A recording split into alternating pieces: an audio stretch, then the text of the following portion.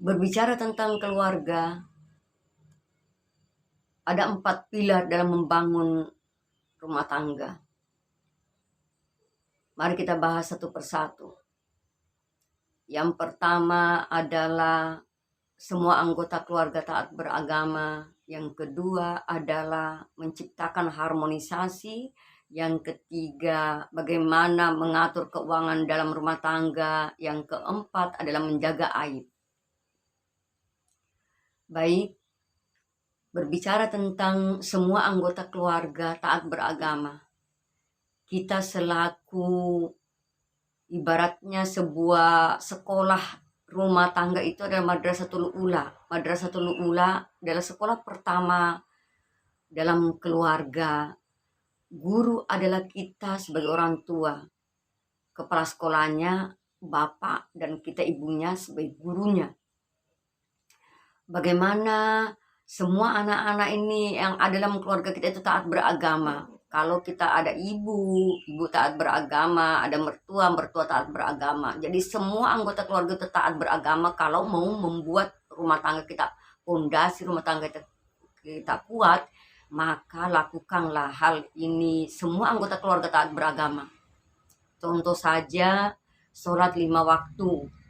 Ketika azan berkumandang, maka kita selaku gurunya, kita ajak keluarga untuk sholat berjamaah. Kalau perempuan sholatnya di rumah, kalau laki-laki ya sholatnya tentu saja sholatnya di masjid. Dari sisi jilbab, dari segi akhlak, semua sisi mengajarkan semua itu taat beragama. Belajar membaca Al-Quran, semua kalau bisa kita bertadarus dalam rumah tangga, ada waktu kita berkumpul, ada taklim keluarga, memperkuat dan memperkokoh ilmu-ilmu kehidupan ini, ilmu agama. Hanya dengan begitu, hanya dengan cara begitu kita bisa tenang dalam hidup kita, bisa kita bahagia hidup kita. Itu yang pertama. Jadi semua anggota keluarga taat beragama. Bukan hanya kita, bukan hanya ibu dan bapaknya, tapi semuanya. Mulai kecil kita didik bagaimana dia berakhlak yang baik, bagaimana dia bisa melakukan sholat. Nabi saja menyuruh, merintahkan anak kita itu suruh sholat ketika usia 7 tahun. Bahkan sampai ketika menginjak usia 10 tahun, kita suruh pukul. Sudahkah kita lakukan hal ini? Semoga kita bisa pelan-pelan karena berproses. Yang kedua adalah menciptakan harmonisasi. Harmonisasi tentu kita perlu memahami suami kita seperti apa, suami kita memahami kita seperti apa, istri saya seperti apa. Nah, harmonisasi, ada kebersamaan. Sesibuk apapun ada waktu untuk kita bersama. Terutama pada saat makan, mungkin sarapan gak sempat kita sarapan bersama karena pada sibuk untuk keluar. Ada yang mau sekolah, ada yang mau kuliah, ada yang mau bekerja. Mungkin siang hari kita belum bisa bersama, tapi pada malam hari ada waktu untuk kita bersama. Kita ciptakan dalam keluarga karena mungkin ngobrol-ngobrol dari penatnya kita bekerja. Malam hari mungkin kita bisa berkumpul.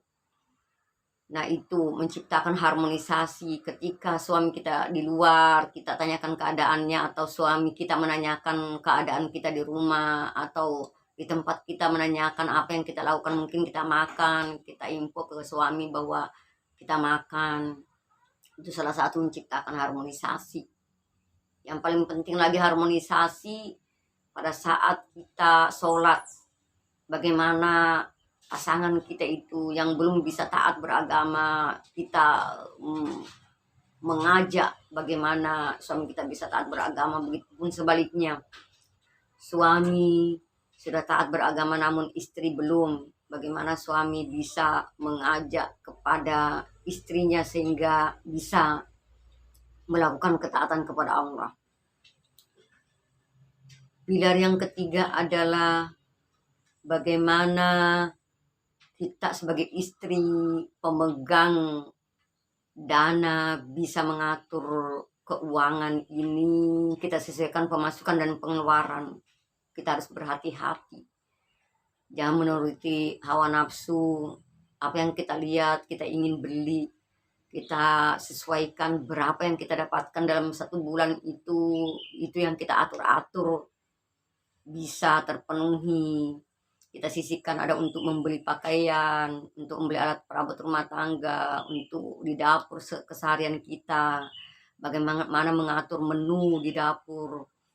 Dan ini yang sering terjadi karena istri perempuan kalau nggak mengendalikan diri, nggak mengendalikan hawa nafsu, maka bisa terjadi pemasukan dan pengeluaran lebih besar pasak daripada tiang. Yang keempat adalah menjaga aib. Kita punya aib, kita jangan umbar aib kita. Suami jangan mengumbar kekurangan istri, istri pun jangan mengumbar kekurangan suami, karena itu adalah aib, karena itu adalah perintahnya Allah. Kalau kita melanggar perintah Allah, maka Allah bisa murka dalam kehidupan kita. Oleh sebab itu mari kita ada 4 pilar ini, kita belajar berproses hidup ini. Kita nggak mungkin langsung memahami, semua bisa menguasai, semua bisa kita terapkan dalam kehidupan kita. Demikian, semoga ilmu yang sedikit ini bisa bermanfaat, khususnya kepada saya sendiri yang bisa menyampaikan. Akhir kata, wabillahi taufiq wal hidayah. Assalamualaikum warahmatullahi wabarakatuh.